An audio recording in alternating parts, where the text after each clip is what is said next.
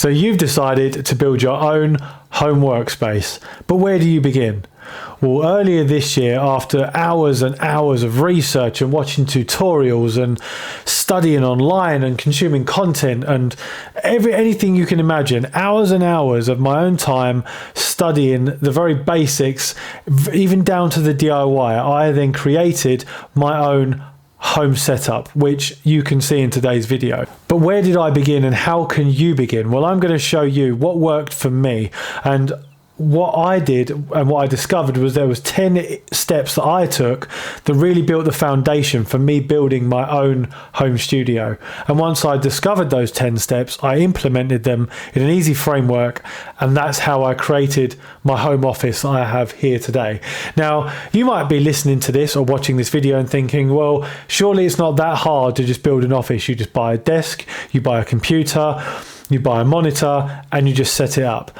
Yes, you can do that, but surely you want to make your workspace your own, and you really want to just make it completely personalized and a nice relaxing space for you to go that is completely unique to you. Well, that is what I'm going to share with you today, how I've done it, and hopefully it works for you too. Creating your own home workspace has come a long way recently, and working from home has become more and more commonplace since the pandemic, with several large companies implementing procedures for their staff to work remotely. On top of this, the advances in technology and the accessibility of affordable equipment, such as high quality cameras, lighting, and computer components, are making it so that anyone can have a professional setup from home. Today, you can create your own working space with minimal investment and turn it into the ultimate setup that lets you churn out high quality content, whether you're a photographer, videographer, content creator, gamer, or simply just work from home. So what do you need, and how do you actually get started? Well, here are 10 easy steps for you to follow to help you create your ultimate home setup.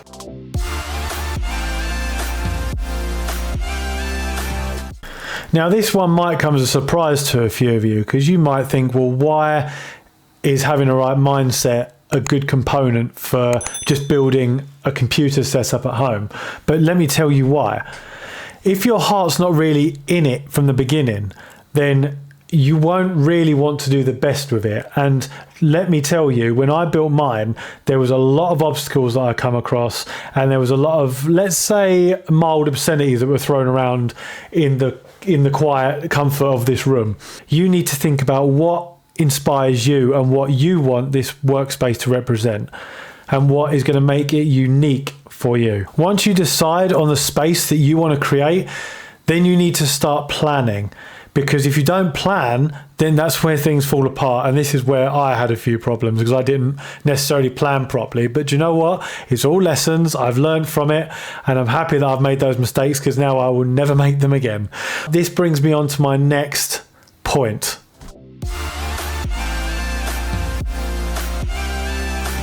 The beauty of designing your own workspace, you can go a million different ways. Some people enjoy having a small office. Some people like to take over their entire garage or an entire floor of their home, or an outside office. If you look at some big content creators, they actually hire out warehouses or their own external office space with multiple floors, so they can have a complete whole creator setup on different floors with different tiers and different people doing different jobs. Some people like to set up their whole workspace with loads of different gear and equipment, where others find comfort and creativity in simplicity. But let's take a step back to reflect on what's important to you. Start by drawing up plans for what the ultimate goal is. Make sure your studio accommodates any physical or financial needs that is relevant to you. Does your room have enough space or natural light, or are you going to need to bring in artificial light to proper light up your workspace? This is an important one, what not everyone thinks about, but is there enough power outlets in your workspace? Or are you going to need to hire an electrician to put some more in for you? Proper planning leads to your success, because things like not accounting for leads.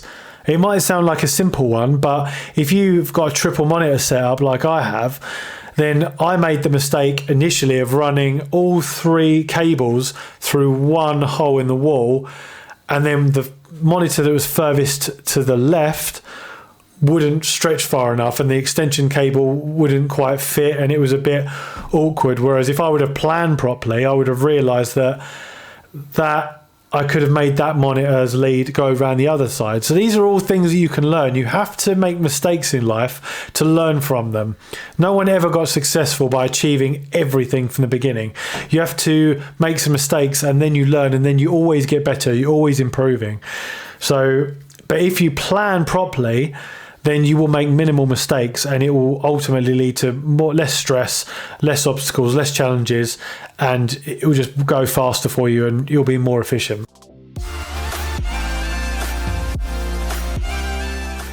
Now, what I mean by hardware mainly in this is your soundproofing.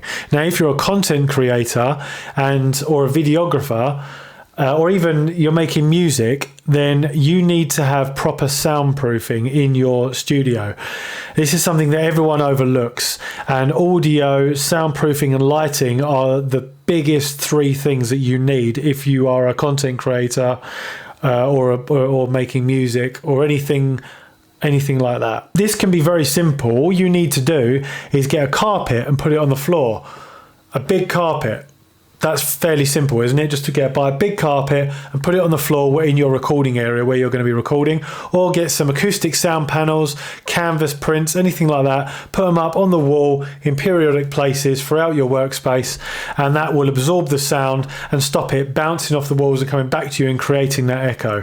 Once you've sorted out all the soundproofing for your studio, then you can think about investing in a good quality microphone, because while camera audio is decent, a good quality microphone is much better, and audio is 50% of your videos.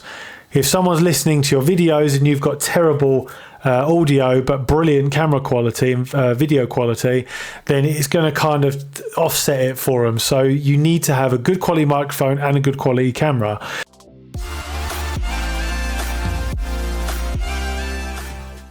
Next is cable management. Now, I've already mentioned this. The goal is to hide all of your cables.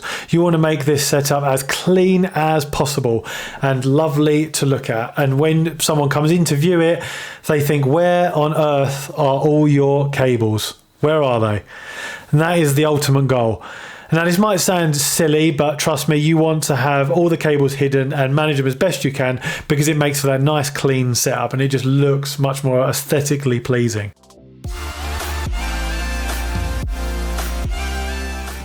Monitors.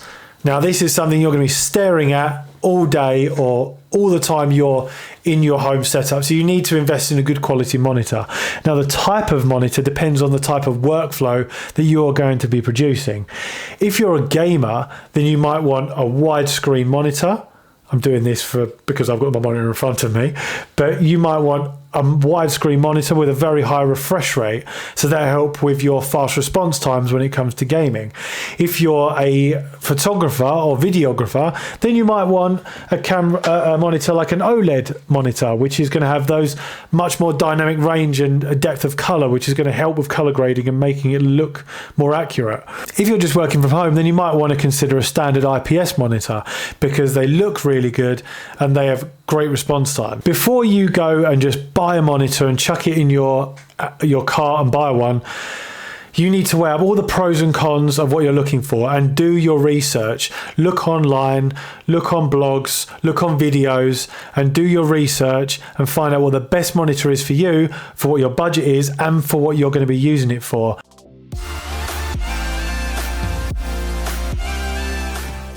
The next step is speakers, and we want you to think about where you're going to be placing them within your setup. Now, for my setup, my speakers have been placed on their side, not standing up, placed on their side just under my ultra wide, because that is really the only place I could have put them. Now, I could have wall mounted them, but ultimately they need to either be below your monitors or above them, or even at the sides on your walls where you can wall mount them.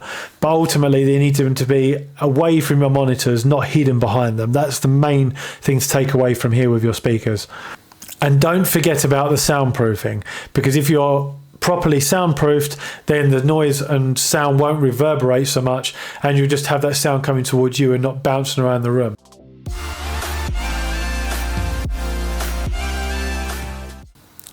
Studio lighting is critical to producing good video content, so you'll want to make sure you have the right tools for the job. Depending on your needs, I'd recommend a cob light, key light, a nice big softbox light in your room. I actually have one set up right here. It's actually nighttime at the moment, and I've got a light behind me, a light above me in front of me, and a big softbox light to my side. Now, the fundamentals for lighting, without going too much into it, is that the bigger the light source, the softer the light it creates. Whereas if you have a hard light source, which means you have a small light source which is really powerful but it's a long way away, it creates a much more harsh light on your face and in the area you're in. So a bigger light source creates a softer light and just makes the whole area look more lit up, as opposed to just shining a torch in your face, if that makes more sense. Good quality lighting is one of the most essential parts of your studio setup, and probably the most underrated and forgotten about. So don't forget to get some good quality lighting for your setup.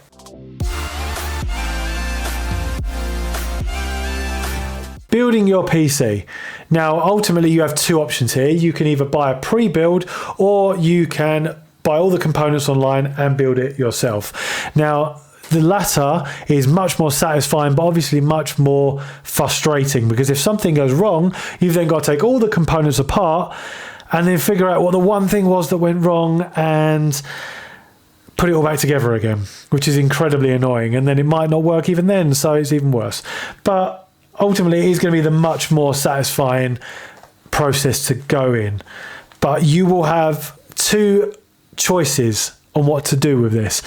Buy one online, buy a pre-build, or buy all the components, build it yourself. The choice is completely up to you. There is no right or wrong answer. I myself have a pre-build. I have the Alienware Aurora R13, which I'll be doing a separate video on later on. And I think it's a fantastic pre-build. It's got great quality for everything I need, and it does everything I need, and I took all the frustration out of it. Eventually I will build my own PC, but this is brilliant for what I needed. Now I'm going to cover all the components you need and the very basics you need and the essentials you need for building your own computer. And let me explain it to you like this.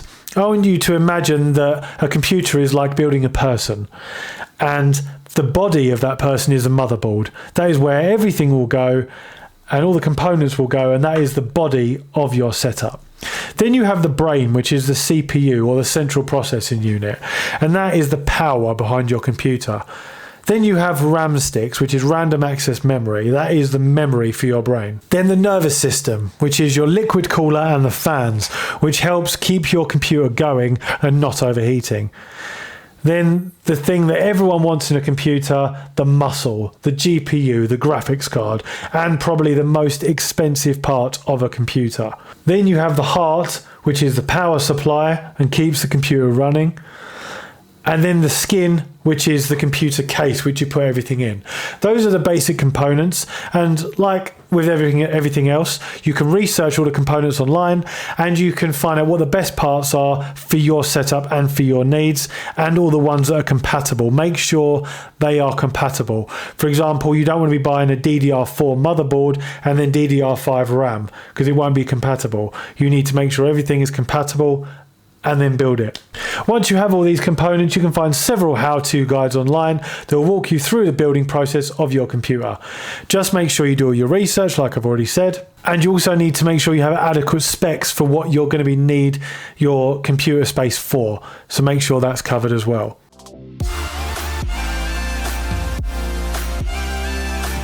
Now this is my favorite part. This is something you can do to make it completely personal to you. You can add a plant behind you. You can add a light down there at the bottom like I've got there. You can add photos. You can add books. You can add anything you want in your frame or in your whole studio that makes it completely personal to you and makes it just a much more creative and personal environment. And that's all you need, really, aesthetic touches, and it just brings it all together. Don't forget that.